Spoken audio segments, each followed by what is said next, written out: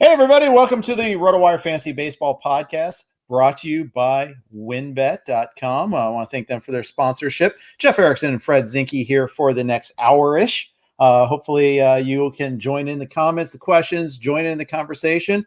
Fred, how are you today? I'm awesome. How are you doing? I was saying before we started recording, the weather's not so great in Ontario today. What's it like in your neck of the woods? Probably amazing. It's hot. It's not Pacific Northwest hot, but it's hot. It blows my mind, by the way, that Portland and Seattle are like 110, 115 right now, and Vancouver for that matter too. It's like for some reason they're like closer to the sun and they're hotter, and this is the sort of heat wave I'd expect us to get. I wouldn't expect it to be there, but so it goes. But no, it's hot. Otherwise, fine. The Awesome. weather's always the same here. It's just dry, always. I would take that. It was very, very humid here today. I would have taken the dry. Yeah. Yeah. We'd take some of your rain if we could. Yeah. But alas, we cannot. We're not allowed to. Let's jump in. A lot of stuff going on. News that broke about 30 minutes ago. Blake Snell was scratched from a Tuesday night start against the Reds with an illness. I saw Kevin AC, the excellent beat writer for the San Diego Union Tribune, use scare quotes with the illness, which makes me worry it might be a COVID thing. I mean, it can happen, obviously, but obviously that's a big deal if it is COVID, and then we'll see what that extends to anybody else on the Padres. Yeah, and he's coming off his second best start of the season. So that was something positive for Snell, who I don't have tons of faith in. So yeah, we'll see how this all plays out, if it's a COVID thing or if it's an illness or whatever. He's certainly not coming off a terrible start. So I don't think this is anything where they're, like trying to hold him back and work on his skills or something like that, but just want to blame it on something else. So yeah, we'll see how the next maybe 48 hours plays out. I guess if you're in a weekly league, you're frustrated, but if it's not a COVID thing, then you could get a start from him maybe in a couple days. Yeah, that's right. And we'll see about that. Craig Stammen is getting the start. Basically, that's a COVID. That's a bullpen day. It means that you'll have like 2-3 innings out of him tops, and they'll kind of go through a bunch of people. Now, keep in mind too. They already are kind of having some issues right now. We're going to probably see Ryan Weathers at the end of the week, and he's not going to go deep into games. They just put Dinelson Lamet on the IL. They are coming off an off day yesterday, at least, but they're going to be kind of taxed pretty hard pretty quickly. Absolutely. Drew Pomerantz is back. That's good news for them. Although he's not going to eat innings. Like his innings will be important, but not plentiful. So Stammen actually has been one of the better relievers in baseball so far this year, mostly unowned in fantasy leagues. He's taken in the NLs, and I wouldn't recommend using him tonight because he has zero chance of getting a win tonight because he's not going to throw 5 innings. But he could right the ship still, at least, and he could throw 3 scoreless innings, 2 scoreless innings, and get them off to a good start tonight. So in the Tout Wars DFS contest, I tentatively have a red stack going in reaction to this. Nick Castellanos, for some reason, is only $4,000 on DraftKings, fresh off his 7 RBI game. I guess he was a little bit of a slump earlier last week, and obviously the prices were set with Snell in mind, but still, it was interesting to see him so cheap, even with against lefty. And meanwhile, Jesse Winker's $5,000, which is a pretty hefty price. I actually have both of them going right now. I reserve the right to switch that before first pitch, but right now that's the way I'm leaning. Yeah, I can't. I actually don't. Well, I guess this news makes them a little bit more appealing. I do, like I said, I do believe in Stammen, and I think he could get the Padres off to a good start. But things, like you said, they're running out of maybe bulk relievers, so things could go downhill after that. Maybe you could see the Reds really get to them innings like 3 through 6, something like that, and then it depends where the Padres go from there, depending on how the game's going. If it's not going well, then it could, then they could throw out some of their weakest relievers and it could keep going. So I think that's not a bad stack idea. All right. While we're on the Reds, were you in on the bidding for Amir Garrett this past week? I was not. You've convinced me that the Reds are never going to have a closer. That it's just going to be a closer committee all season. So I'm not buying it. Actually, I don't know if I had any opportunities to add Garrett. Maybe in like one league. I think he was gone in almost all, if not all, of my leagues. So I know with Sims out and Antone out, they're kind of running out of people, but then Brad Brock gets a save. So, Bell is staying true to form. He'll just use whoever. So maybe Garrett leads the team in saves in the next, like, say from now till the All-Star break or a little beyond that. But yeah, you've successfully convinced me that I don't want any of these Reds relievers unless they end up trading for a real closer type in July, which I don't know if they will. Yeah, I don't think they will either. I Yeah. don't think they're going to do anything significant. I think Mhm. they're going to try to find the under the radar moves, and that might work. But it just reminds me of some of the bad old days where they just always had to find the next Pete Shurik, the next guy to Hmm. dumpster diving guy that worked out really well. They did. Jim Bowden did a great job with that, but at the same time, he always had to do that. That was the Mhm. frustrating part about being a Reds fan back then, and it's still kind of true now. My Blue Jays had a bit of an under the radar move today, although I think it caught like a little bit of radar just because Corey Dickerson's got a bit of a name. So I see that. I can see the Reds making those types of trades like the Blue Jays made today. I think I don't think that's all the Blue Jays will do, but I can see the Reds making some of those trades where they just pick up, a reliever here and there, like how the Blue Jays picked up Adam Simber from the Marlins today for not too much. So I was just going to say, Simber is more interesting to me, at least in terms of what the Jays need. Yeah. I mean, I get Dickerson is the left-handed bat they don't have, but I think this hurts Dickerson's fantasy value because I can't see him playing all that often. 100%. So it temporarily hurts his fantasy. Well, he's hurt, but it makes me have no interest in picking him up when he comes Right. back. That being said, what are the odds that Springer, Hernandez, Grichuk, Gurriel all stay healthy the whole second half? Probably not that great. So there probably Yeah. will be a period of time. The good thing about Dickerson is he's actually good enough that he could just be an everyday player if Yeah. the Blue Jays. Now he's probably hitting seventh in that lineup or eighth, but he could be an everyday player if a guy goes on the IL. So I think Dickerson's someone who you don't really want to grab.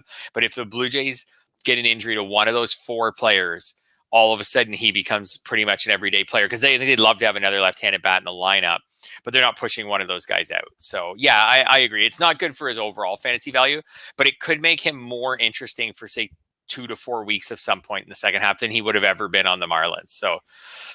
But you're right. Simber's the bigger haul for the Jays. He's not fantasy relevant, but it just in a bridging the sixth, seventh, eighth innings, he could be very useful for them. Well, yeah, and we'll get to it. Well, let's just bring it up now. We have a Jordan Romano question. I might as well throw to it now since we're going to be, we'll just take a question earlier rather than later. Ryan Roof asks, Jordan Romano, top 10 closer rest of the season, or the Jays add more bullpen depth via trade? In addition to this trade, I think Simber is obviously not a big needle mover, but what's your take on the Jays closer situation? So I think he could be their closer the rest of the way, but I wouldn't rule Merriweather out. I think Merriweather will be back at some point in July, and Merriweather was kind of becoming very briefly, kind of becoming their closer at the start of the season. I think Merriweather's a really good pitcher. His injury wasn't an arm injury. When he comes back, if he can come back and stay healthy, I have no reason to believe that that he'll be anything less than 100% as far as his ability to pitch. So I could see a situation where Merriweather comes back and they go back to what they were doing at the beginning of the year, where they're just mixing and matching. I also worry a little bit. They've overused Romano lately.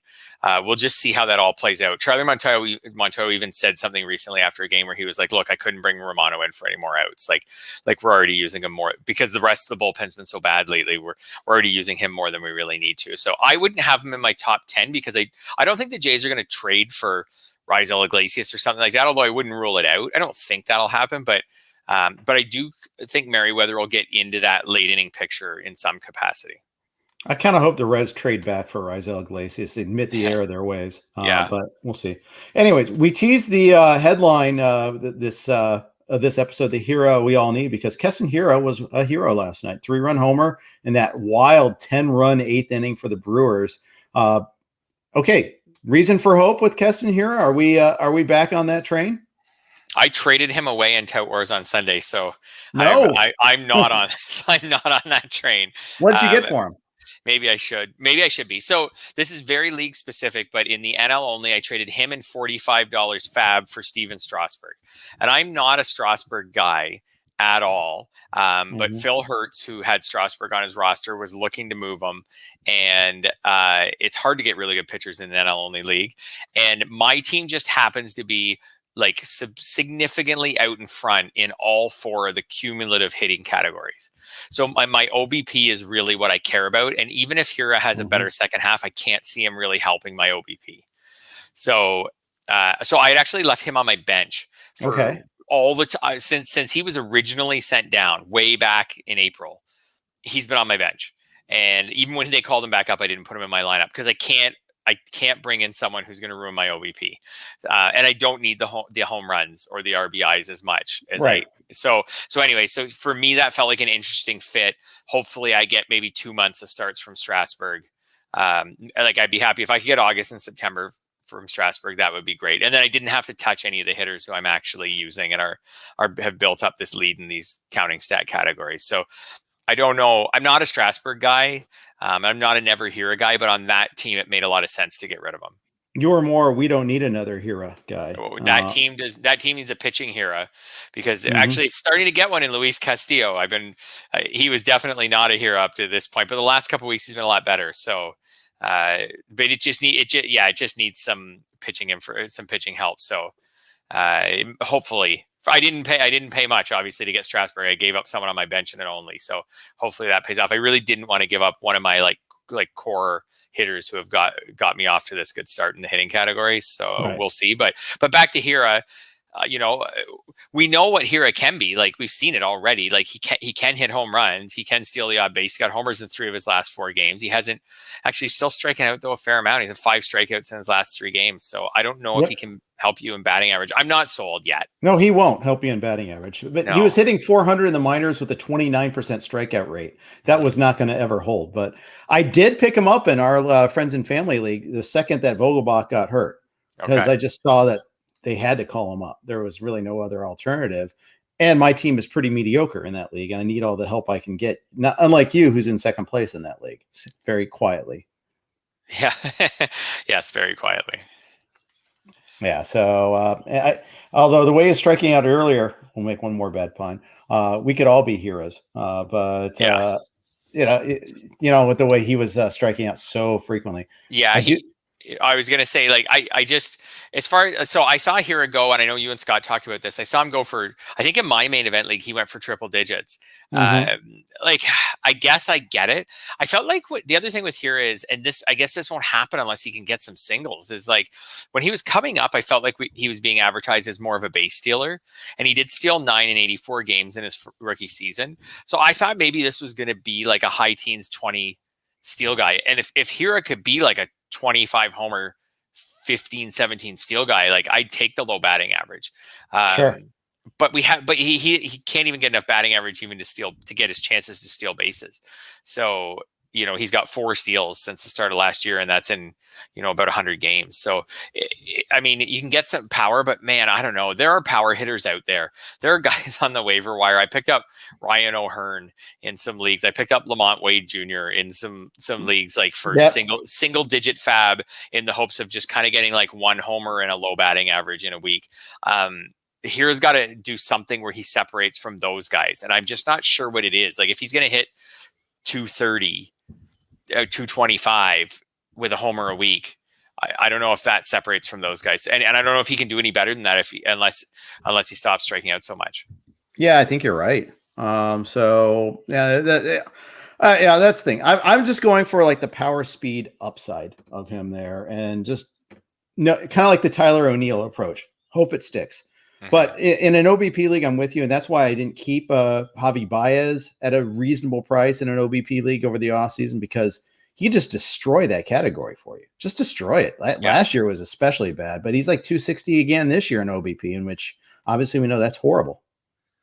Yeah, and you can't have in a mixed league. You probably don't want any of those guys on your team. You can, and it's same as the batting average category. Like you can have guys who hit right now like 225, 230. You can have a couple of them, but you don't want the 180 guy. And in the batting average, or in the OBP league, like I have Adam Duvall on that Tout NL team, and he's been awful in OBP. But on an NL team, you almost need to take it to get what he'll probably hit. Roughly 30 home runs this year. Like you just need to take that. But in a mixed league, you really don't. Right. I think you're right about that. Kyle Schwarber, 15 homers in June. What the heck? Yeah. Didn't lead off. Can you explain it?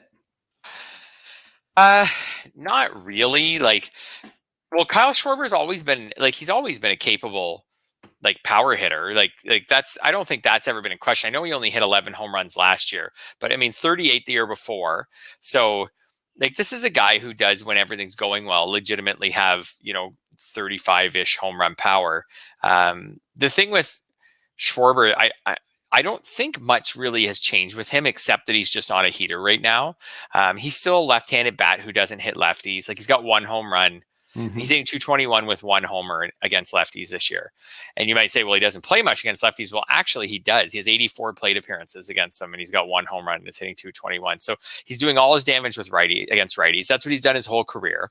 I think just eventually he cools off and settles back into that kind of like 1.5 homers a week guy that he usually is. I think hitting leadoff, though, is great for him. It just gives him those extra plate appearances, which maybe boosts his homer total a bit. But this heater, like, if I had Schwarber in a trading league, which I don't, I think I would look to sell.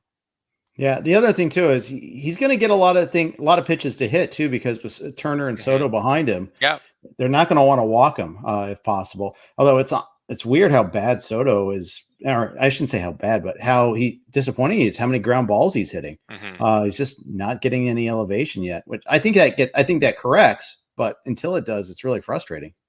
Yeah, he's so talented that I just assume he'll figure that out at some point. But I lived through the too many ground balls with Vlad Guerrero for a while, and it took like that.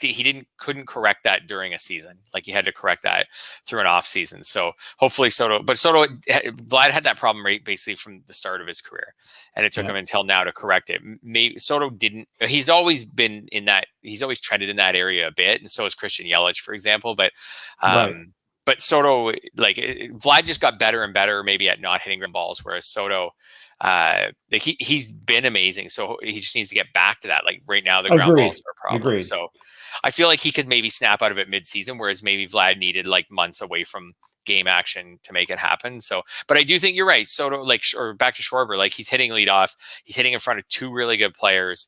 I don't love that lineup overall once you get past the top half of it.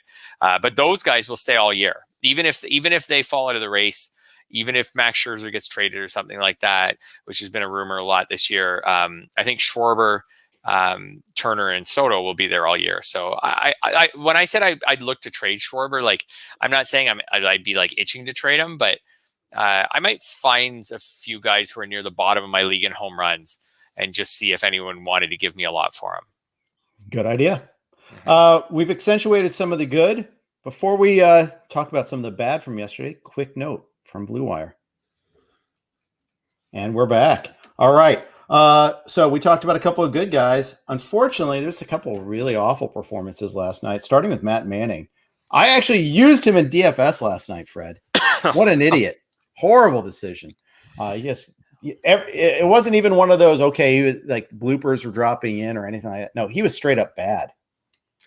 He would have ruined your DFS night by like Eastern time, like 7:30. I'm assuming 8 o'clock, like within the first hour. Last night was a true Gomber.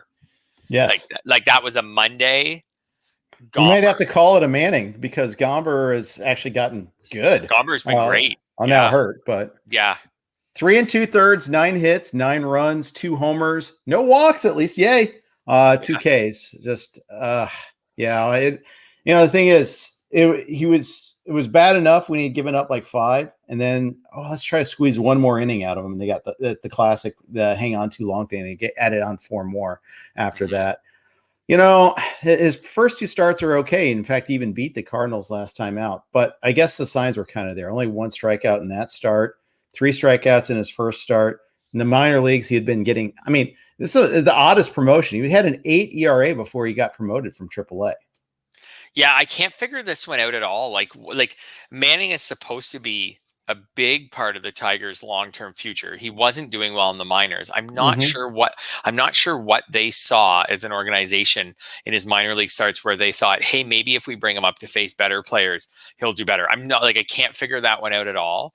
But it hasn't. But as you said, it hasn't worked at all. He's not missing any bats. Like 6 strikeouts in 14 and a third innings, and that's Right. 14 and a third innings with a lot of batters faced in those innings. So 6 strikeouts. Like he's not fooling anyone. He wasn't fooling anyone in AAA. Although he was striking guys out in AAA though, 36 okay. and 36 Ks and 32 and a third. So not like blowing them away, but that's a pretty good rate. Yeah, for sure. So, but I think this guy needs to go back. I think they need to put him, for his sake, probably put him back in AAA and just like I don't know, maybe they give him another start just to get and hope that it's even just decent, just to kind of get this one out of his memory. But from a fantasy perspective, I think he's a full drop. I would consider dropping him in an AL only. Yeah. I just don't think that success is around the corner for him, because it's not like he's like striking out a bunch of guys, but he's just a little wild and maybe he can get it under control. And you know how guys like Vince Velasquez always tease us, and they have an 8 strikeout start and then they have a 6 walk start and then we get burned. And I don't know. I just don't see anything in Manning. You know, like his first 2 starts were okay. Like they were fine as far as like an ERA goes, but beyond that, like 4 strikeouts and 4 walks in those 2 starts, like it just doesn't seem like he's ready yet. He's still pretty young. Yeah, it's only pedigree, basically. That's what we're betting on here with that. Yeah. It was a sick night for Dylan Bundy too. It was actually literally threw up behind the mound. It's been a tough go with him. I didn't want to have to start him anywhere. You know, he had a 2-start week, and yet you didn't want to start him with the start against the Yankees. What do you do with Dylan Bundy? Do you still have him anywhere? Did you have him anywhere? So no, I never did. I wasn't against having him. It just didn't. I wasn't against having him. It just didn't really work out. There were just maybe other players I liked in that range, or I wasn't really. I'd say moreover, I wasn't really taking pitchers in that range. I felt like he's kind of like a round 8 type guy. I wasn't really taking pitchers in that range, but I would say that what happened last night can't change your opinion on anyone's opinion on Bundy at all. Like he was pitching, it was really hot and humid. He got sick. That's too bad. I mean, the fact that he wasn't off to a great start, like obviously him being sick is probably part of that. But I mean, when you go back and look at his game log, I can't believe now it's similar to Manning. Like I can't believe how few strikeouts there are. Like if you go back, let me see here, 3, 6, 7, the previous 7 starts, he only got more than 3 strikeouts once. Like that is that is awful. Awful. He only has more than 6 in 1 start all season, and it was way for a guy that had a bunch of strikeouts last year. Yes, yeah. So this is a great example of where strikeout, like K per 9, is not a great example. Like he's done so poorly this year. His K per 9's down a lot from last year, but his 8.3 K per 9 looks like where you're like, oh yeah, that's like it's not good, but it's not that bad. But then when you realize how many batters he's facing an inning because he's been pitching so poorly this year, and then you want to get into strikeout percentage. I don't happen to have his strikeout percentage in front of me right now, but 21. There you go. It was 27 last year. As a point of reference. So big drop. Yeah, like even if he's got a few starts in there, they're mostly really bad. Like it's like he's got really bad starts, and then he's got starts where you're like, okay, he didn't kill me. You know, like last time out, 4 innings against Detroit, 4 innings, 2 runs, 1 earned. You're like, oh, okay, he didn't kill me, but he got you 2 strikeouts. Like you'd be better off. That does kill you too, because that's an opportunity cost. In a weekly league, you'd just be better off to use Craig Stammen. Like he'll get you more than 2 strikeouts that week. Yep. And will probably, he has better win potential if Bundy has 1 win this year. And he's pitched like a guy who only deserves 1 win. So I don't know, and the Angels are kind of falling out of it a bit. I don't know. I would be comfortable letting him go. Yeah, I would too. I think he's been picked up and dropped a bunch of times already this year. People keep thinking that he's going to bounce back, but I don't think so. I wouldn't. I'm definitely not inclined to buy low either. I'm just going to let him be. So. That's right. That's right. He got dropped in one of my leagues. Not Sunday. He was available on Sunday, and I think I had him in my bid queue, but like 6 pitchers down, for $1, where I knew I probably wouldn't end up with him. If I got him, it was kind of one of those situations where there was someone I wanted to drop. So I was like, well, if I get Bundy, I'll just put him on my bench for a week and see how this week goes. But yeah, I'm not. If I was going to buy low on a pitcher, this isn't the guy. Yeah. And the player you might buy low on as a hitter is Rhys Hoskins. Awful so far this month. 133 in June, 0 for last night. He's horrible in the field too, to boot, which is literally to boot, and not in a Dylan Bundy sort of way. Yeah. Thank you. he was the guy that started the Hector Neris blown save on Saturday with a bad air, and you're putting him at first base. I remember the year they put him in the outfield, how bad that was. This is way worse. When you can't play first base, that's a big problem. Yes, that's definitely more noticeable, and it always takes me back to the Moneyball quote that everyone talks about. How hard is it to play first base? Well, it's very hard. But yeah, anyway, so I do think maybe the fielding problems are getting into his head a little bit, like at the plate. I'm not really sure, but when I look at his underlying numbers for June, he's just been really I think mostly he's just been really unlucky. Like, he was great in May. Well, of course, his BABIP in May was 371, and in June it's 111. You're not overcoming a 111 BABIP. Nope. And then when I look at some of his batted ball stats, like, he's hit a ton of fly balls this month, but his home run to fly ball rate's just really low. His hard contact rate's actually a lot better this month than when it was in May, when he was hitting really well. So I think he is an interesting buy low right now.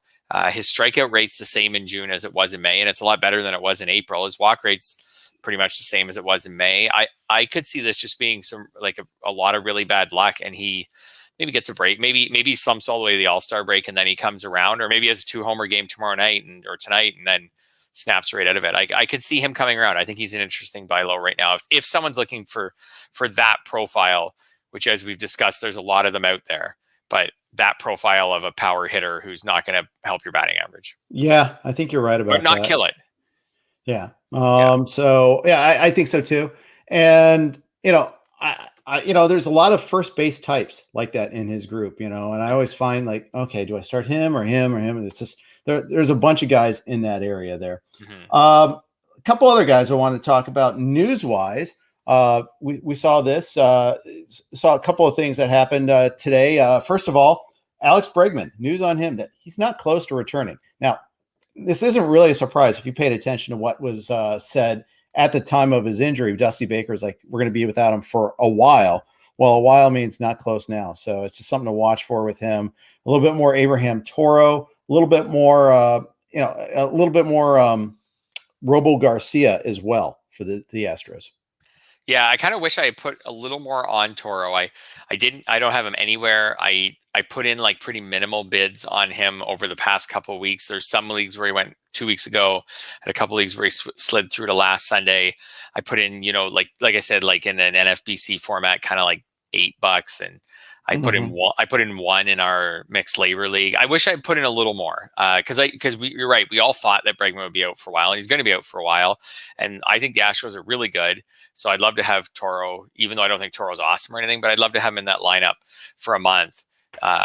So I wish I had bid maybe a little bit more, but I mean, it's a little bit situation dependent, but at least in some of my leagues, I wish I had bid a little more. I think for sure Bregman's a guy you hold everywhere though, right? Yeah, absolutely. No matter what. Yeah, absolutely. Yeah. It's not like he's going on the 60-day or anything like that at this point in time. Yeah. Unlike Mike Trout, who just got put on the 60-day, although it doesn't really change his timetable at all. It's more just a managing the roster sort of thing. He was not going to, it just confirms he's not coming back early from this injury. Yeah. Yeah. And I mean, the Angels don't need to hurry him back. Like, they're not in a race anyway. So, yeah. Yoan Moncada, not in the lineup today. He's battling a shoulder issue. His right shoulder is barking, according to Tony La Russa. So, hate to see that. We've spent some time on Moncada. He's getting on base. That's great. He's not running though, and he's not hitting for power. That's not great. No, I have no Moncada shares. I haven't been a Moncada guy really in his career. I was when he first came into the majors, because here's way more so than Keston Hiura. Moncada profiled coming up as someone who's going to be a great base stealer. Like, he had some really high stolen base numbers in the minors. Right. This guy's going to be. I thought he was going to be a 30 steal guy in the majors, and he still doesn't have 30 steals in his career. So, yeah, like he's getting on base, which is good. He's hitting for average this year with a little bit of BABIP help. Well, like a decent amount of BABIP help. So I don't know how secure that batting average. I think he might be more like his career 262. I don't know if he's even really profiled. I'd have to look up his XPA this year, but anyways, he's playable, but I don't know. His paces aren't good. Like, if he finishes the year with 11 homers and 5 steals, like, That's not good in a mixed league. Yeah. Like, even if he gets 80 up to 80 and runs an 80 RBIs, which he's not even on pace for either of those. So I think he's like a guy when he's healthy, you can just in a 15 teamer, he's just in your lineup and you don't really think too much about him. In a 12 though, I think you'd have to think about him from Monday to Thursday and from Friday to Sunday and look at his matchups and be like, and look at your other options and say, do I for sure want him in? Because the odds that he gives you anything special in that stretch seems pretty small at this point. He's got 11 homers and 2 steals in 123 games since the start of last year. Yeah. I was kind of on him as a buy low, and obviously that didn't work out so far. And and of course it's the main event is where I have him. It's the only league I have him in too. But when you're talking about just leave him in there in a 15 team league, yeah, you got to leave him in there, especially with the attrition rate we've seen with hitters this year. But man, I mean, you just have to deal with this lack of production. It just stinks. Yeah, to me, these stats, and actually the person I'm going to name has been on it like a little bit of a heater lately. So, but I was going to say these remind me of Cesar Hernandez stats until a couple months ago, where Hernandez, like for the past couple years, he played every day. He helped your batting average a bit. But beyond that, he didn't really do much. Like Hernandez last season, 3 homers, no steals. The year before, 14 homers, 9 steals, which feels about where Moncada is headed this year. Now, Hernandez all of a sudden lately has been hitting for power, and he's got 11 homers already this year. But I was just going to quiz you on that, but you already knew. Because I have him on a team or two, so I noticed that lately he's been hitting for power. But Hernandez was always a guy before this last few weeks, and I am assuming Hernandez will go back to being himself at some point. But he's always a guy who I feel like in a 15 team you just have him, and mostly you play him, and he's like one of your weakest players, but you just live with that because you took him in round 23, so right, it's fine. The problem with Moncada is you probably took him in round 7 or 8, and you were expecting like a lot more than this. Yeah, absolutely right. Cesar Hernandez's last stolen base was 2019, though, which is I can't believe baffling that. To me. And he was 9 for 11 in 2019, and then he went to Cleveland, and they have not let him try to steal a base in now 131 games. Yeah, and he hits leadoff all the time. Yeah, that's true. Like I can't, and it's not like a stacked lineup where you're like, well, we can't take a chance of running to an out with these guys up. Like their lineup's not stacked. It's just fine. And they don't have some sort of organizational prohibition on running either. Ahmed Rosario is running, which is, by the way, it's interesting they are paired on the same team because Rosario is another one of those mysterious don't run guys last year. I think he was more of a don't get on base guy, and that's what really happened to him. And they've always let Jose Ramirez run, and they always let Lindor run. So I know Terry Francona is, I wouldn't call him an aggressive base running manager, but he's always let, like I say, he's always let Ramirez is going to get double digits this year, and which is plenty for a superstar. And he had 10 last year just in the 60 game season. Lindor always ran. So no, they clearly are not willing to let Hernandez run. Like if he steals one base the rest of the way, I'd set the over under for him the rest of the way at probably 1. All right. Yeah. I think I would too. You posed this question in our outline. Rest of the season, Garrett Cole or Kevin Gossman? Sounds crazy on the face of it, but Gossman has been pitching great despite the recent crackdown on spin. But Garrett Cole is stuck in the no spin zone, and he's not as strong as he's been lately. He's had some pretty good outings in there. I know a good game against your Jays. Got a win on that one, but not the same dominant strikeout numbers. I don't think he's had a double-digit K game for over a month now. What say you on your own question? Yeah, so I don't know. I just kind of thought about this today because, he hasn't, since June started, he had a bad start. Cole had a bad start against the Rays where he gave up 5 runs. And then he had 3 starts in a row where he only gave up 2. But in those starts, like the one start against the Twins, he got 9 strikeouts. But like you said, he had a good start against my Jays. That being said, in that start, he only got 4 strikeouts. So, like good for ratios for sure. But that's not the Cole that we were seeing really at any point in the past, 3 years or so, like this. And then he comes out the next time and he has a good start against the Royals, but only 6 strikeouts.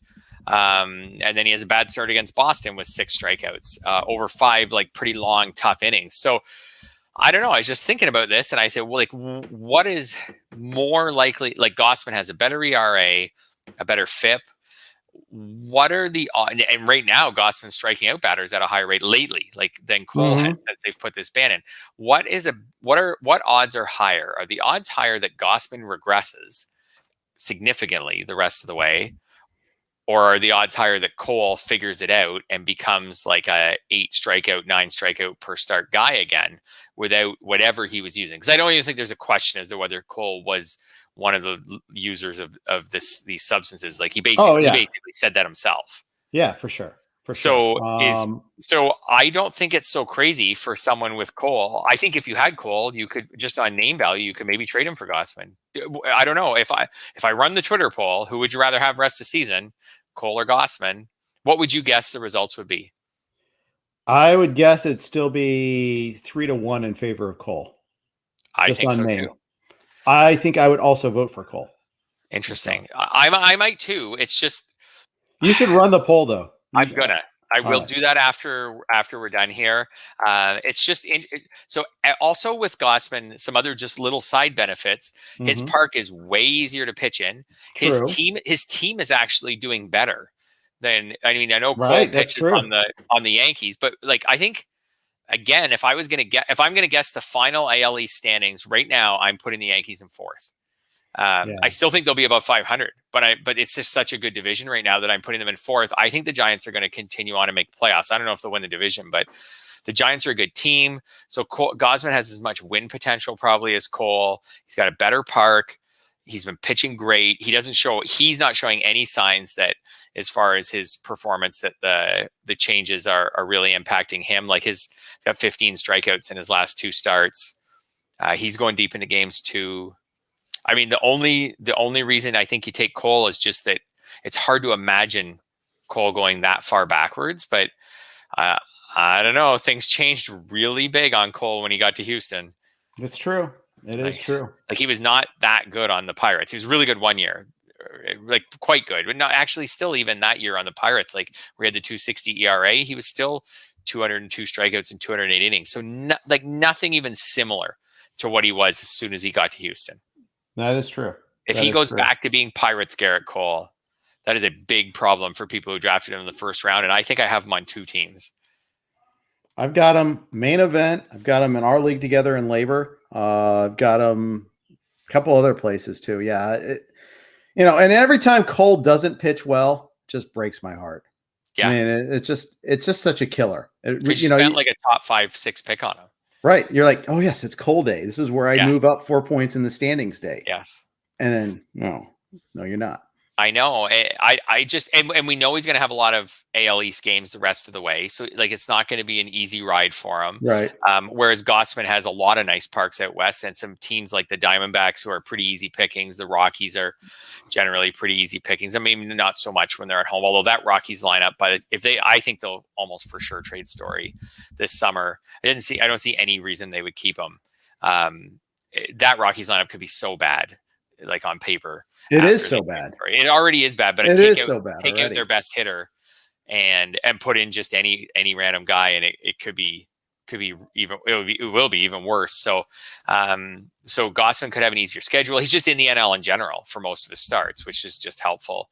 I don't know. I'm starting to think that maybe this is recency bias. I'm starting to think that maybe I would just take Gossman. It's the sticky substances, just to be clear. Like, yeah. If that wasn't part of the equation, if Cole had just had like a bad June, I wouldn't be like, oh, we got to trade Cole. If we were doing there's Memorial Day drafts. If we were doing a 4th of July draft, if we were doing a 4th of July draft and we did it tonight, I don't think I could take Cole in the first round. I don't even know if I could take him in the second round. It's so funny how the narrative has changed in 1 month. Yeah. Because when we did that Memorial Day draft, I think the ratio was 7-5 pitchers to hitters, maybe 8-4 even. Mm-hmm. I don't think would be that way anymore. No. First of all, I think any doubt about Ohtani's done. He's now a first rounder for sure. Because he's hitting every day. I saw a note saying he might not even pitch this week because it's so hot and humid in Yankee Stadium. They just he's so valuable hitting wise. They may just let him hit, but you're using him as a hitter almost all the time. Yeah. But Vladdy, Acuna, and Tatis are also going in the first round, and that's when the game gets a little afoot. Do you go Mookie? Do you go Soto? Do you go with anybody? Trey Turner. Trey Turner is almost certainly going in the first round. I think that's a good point. I think it just 1 month later, I think that these third chance drafts would be a lot different. Absolutely. And the sticky substances are the change. I know Shane Bieber got hurt, so that takes out a first round pitcher, but I That would have too. taken Trevor Bauer in the first round on Memorial Day, and now I wouldn't. Yeah. And he was good last night. Like, he was good against the Giants last night. He got a win. He was good from an ERA, and he got a win. His whip wasn't great last night. Like, he wasn't totally dominant like he was earlier, before this crackdown. So I mean, it's huge. They've changed the rules for pitchers in the middle of the season.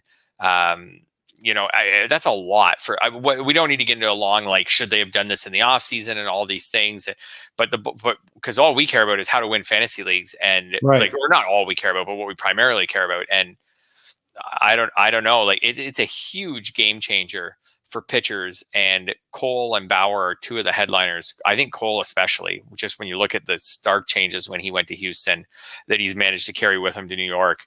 I would not be surprised at all if Cole's just like a 3-something ERA guy the rest of the way. And if that's the case, at a strikeout per inning, late second round, third round, something like that. But that's, I think, where Gossman would be if we drafted right now. Yeah, you're probably right. Who else kind of is part of our conversation there? Woodruff. He would be way up there. Yeah, I agree with that. Actually, he went early second because I took him like 3.3 or 2.3. Yeah. So I think, and the thing is, he's actually been a little less effective since then too. At least his last outing, I seem to remember that being the case. Any other pitchers? Would you, where Scherzer. do you put Scherzer? Yeah, and Scherzer, he's kind of stood the test of time. I think Kershaw goes up a little bit too. His, obviously we're talking recent bias, but long-term bias with Kershaw. 13 Ks though in his last outing. Hard not to appreciate that. Yeah. If I was drafting right now, I think I would take Woodruff. I think I would take Woodruff over Cole. I mean, I'd have to do a little more of a dive on how Woodruff, like you said, how Woodruff's been in June. But when you look at the ERA standings, there's 3 pitchers with an ERA under 2. There's obviously DeGrom, and then it's Gossman and Woodruff. They're the 3, and then it's our boy Kyle Gibson. But I can't put him up there yet.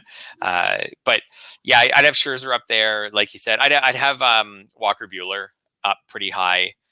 I was kind of down on Walker Buehler going into the season just because I didn't think the innings would be there, but so far they have been there. We'll see how the Dodgers manage them the rest of the way, but so far they've been there. So I've been wrong on that concern. Unless the Dodgers do what the Dodgers do to him and he misses 3 weeks at some point this season just to conserve his innings. That's kind of what I expected at some point, a phantom IL stint or something. But maybe the fact that the NL West is way tighter than everyone expected it to be will prevent that from happening. I don't know, but I think Cole now comes back to the pack where it's like DeGrom way out front. Actually, there used to be a big 3. Now I think there's just a big 1. And then I think there's just a pack with Woodruff, with Cole, with Gossman, with Scherzer, Kershaw, Zach Wheeler. Yeah, he's been amazing. By the way, Woodruff had 1 bad start, and it was at Coors Field. So okay, so don't worry about that. Although I did start him, or in the one spot I own him, I did leave him out there. He's so good, I'd left him out for the Coors start. I would put those guys all in a group, that second tier. I would probably leave the guys like Rodon and Trevor Rogers and Freddie Peralta. I'd probably push them to the third tier. I know they've pitched as well as those second tier guys, but I have a little more concern about their ability to just go the whole season and keep throwing innings like this. We're hitting uncharted territory with some of these guys as far as innings go. Yeah, I think they're all in the third tier where they could keep it up, or we could just have a day where the White Sox say they're skipping Rodon sometimes because they just are worried about his innings piling up, and they're probably a playoff team. So, or a phantom IL stint or something like that. The Marlins aren't going to be in it. They could just shut Rogers down at some point. Yeah, later in the season if they feel they need to do that. But I think they're on the third tier. But my second tier guys would be Darvish. He'd be at the front of my second tier. Yeah, definitely. Darvish right now really high. I think Lance Lynn would be pretty high too. Yeah, he'd be my second tier. So it's almost like I got just DeGrom and then like 10 guys. Yeah, I'd say that's about right. What do you do with Corbin Burns? Third tier. Yeah, I'm worried about off a little bit lately. Yes, he has, and I worry a bit about his innings and everything else. So I would say third tier for him. I think, and that would be an interesting. Not that anyone's drafting over the 4th of July that I know of, but I don't know. That would be an interesting, like if you want to double tap aces, you could go hitter and then double tap aces rounds 2, 3 and get 2 guys from that second tier. And if you didn't care about double tapping aces, you could go hitter and then just let that second tier spread, let other people pick who they want. And you take the last guy from it. Right. And then you maybe pound the third tier, I guess. That's right. That's right. And go for like a Rogers or a Peralta or something like that and hope that they last, especially maybe even one on a playoff team. Because guys like Rodon and Freddie Peralta, they might get skipped or pushed back, but the Brewers are going to be in it, I think, all the way. I think they're my pick to win the division. So, and the White Sox are my pick to win the division too. So I think, I think those guys, they might get skipped or something, but I don't think they're getting shut down. Yeah, I'd agree with that. All right, let's go lightning round here. A couple of news and notes. Ketel Marte back on the IL. Tough with him because he's good, but he's fragile. It makes it unlikely that he gets dealt, by the way. Yeah, absolutely. I think he's probably there the rest of the way, but I think he's been too good to drop, especially when there's no real timeline. I mean, maybe he gets dealt. Like maybe he gets back in 3-4 weeks and just in time to get dealt, right before the deadline. Mm-hmm. So I guess it's possible, but yeah, he's been so good that it's frustrating for sure. Because if you picked him, like you nailed it, like on a per game basis, it looks like you've nailed it. Like you nailed a guy who bounced back, and you just didn't get the games that you were looking for. Yeah, that's right. Paul Fry could not finish the game. Baltimore still won the game. What happens with the Baltimore closing situation? I'm just ignoring it, to be honest with you. I mostly am too. I kind of wonder why they don't just use Cole Sulser more as the closer. Mm-hmm. He's got the best numbers in their bullpen. Strikeout rate's great. His ERA is great. His FIP's great. He's not walking that many guys. Like he's walking some guys. His walks per 9 is 3.7. That's not awesome, or anything. But come on, for Baltimore's bullpen, this is a pretty good profile. Yeah. He's 5 for 8 in save chances last year. He's 2 for 2 this year. I don't understand. And he pitched earlier last night. I do get the whole thing, higher leverage situations, whatever.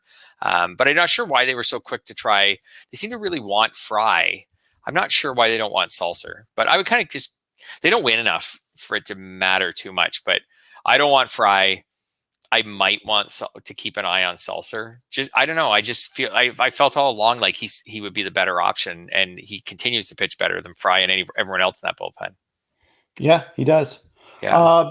Jake Faria pitched well in a spot start against the Cardinals. Maybe it's more than a spot start. Went 4 innings, only 1 run allowed. Any interest in him long term? Probably not yet. But I'm going to keep an eye out for him. Like, I think we both remember that his rookie year, he was really good. 3.43 ERA, 118 whip, good strikeout rate, like basically a strikeout per inning with the Rays. And then he's just had injuries, right? And he hasn't been able to get back on track. So he's only 27. I don't know. Getting a guy in the Diamondbacks isn't like really, really appealing right now. Since it feels like since about the beginning of May, they only win about once a week.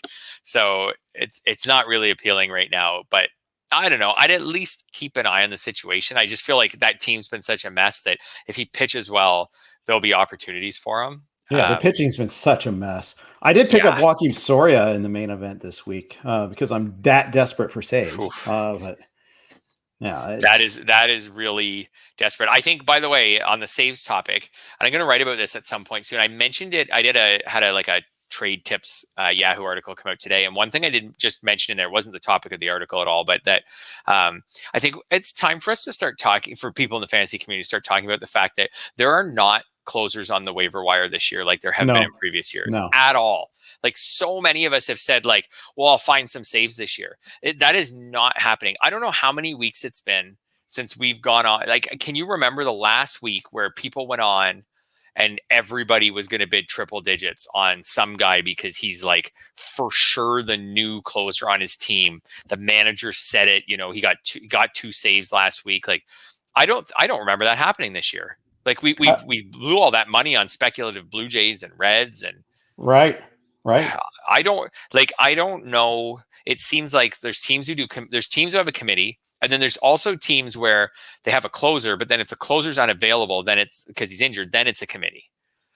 I'm not seeing the situation where there's just like a closer who's clearly the closer, whether it's Hendricks, Hayter, Iglesias, Kimbrel, and then that guy goes down, and then the manager just comes right out and says like, "Oh, this guy's our closer till he comes back," and then we all race out and spend on him.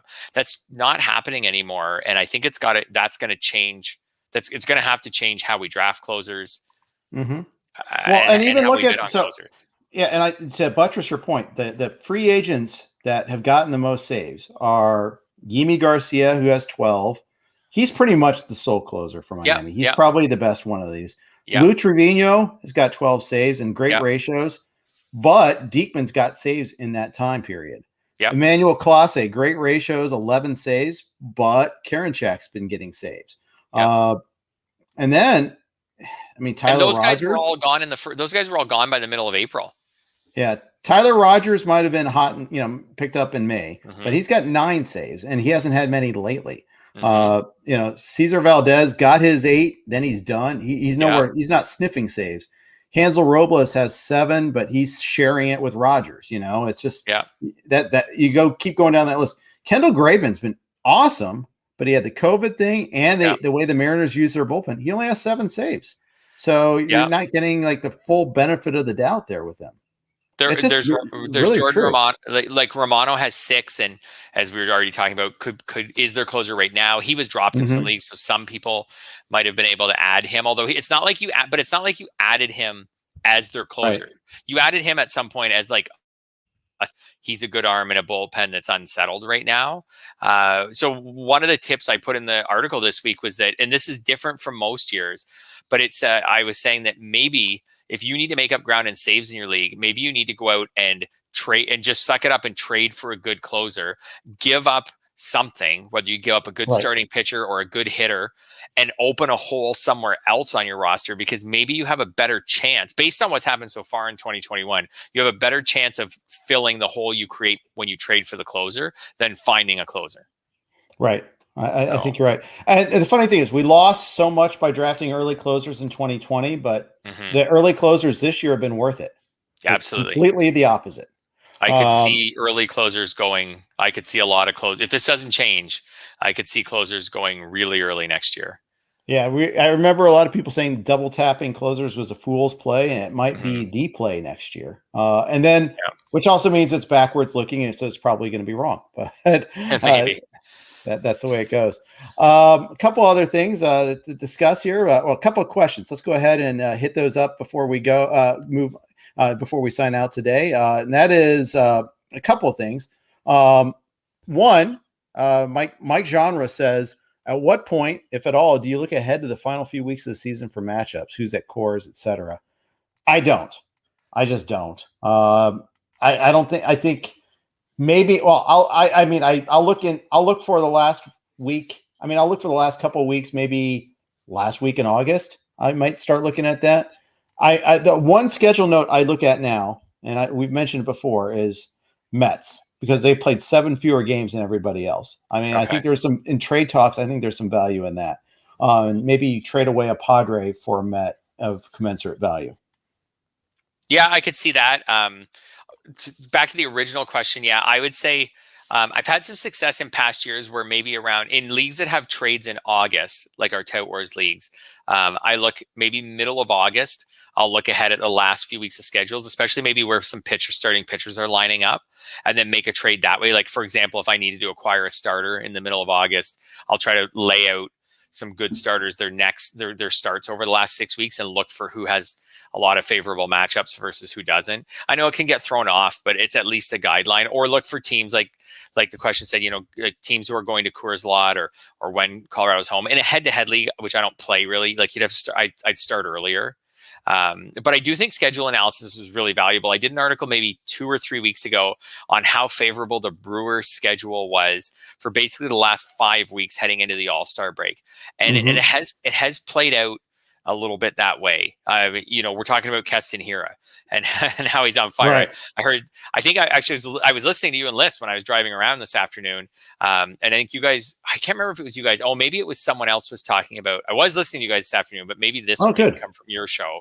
But someone was talking about Willy Adames. I don't think it was you guys the more I think about it. No, it was not. Anyway, someone's saying that Willie Adames has hit well since he's been on the Brewers. And this all makes sense because the Brewers had like an incredibly favorable hitting schedule.